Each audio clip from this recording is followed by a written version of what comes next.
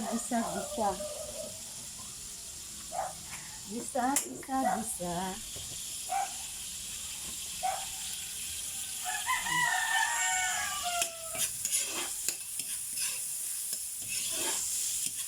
Nagulay tayo ng takbit na may gata. Ayan, haluan ko na yung mga ano. Pinagalo ko na yung mga ricado. May luya, may sibuyas, may kamatis, may bawang at siling haba. Ito guys ang ihalo ko. May hipon at may pork chop.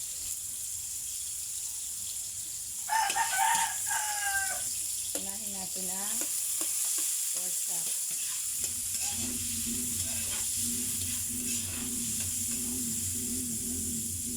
Pork chop muna natin.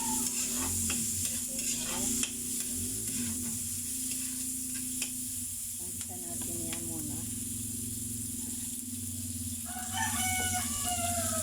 Ayan, brown ang ating pork chop. Ilagay natin ang ating shrimp. Saglit lang itong sinulog.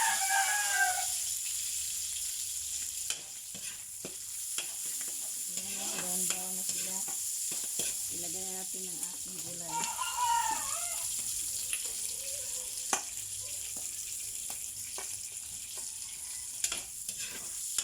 Ilagay natin gulay. Ayan ang takbit. Isagbitan natin para malasa ang ating luto.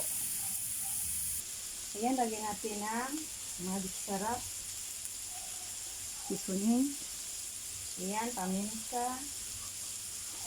My own version gulay. Lagyan natin ang asin. Haluin muna natin para malasa talaga. Ayan. Takpan muna natin. Takpan. Diba? Antay na. Ayan, lagyan na natin ng gata. Sabaw natin ay gata. Ayan.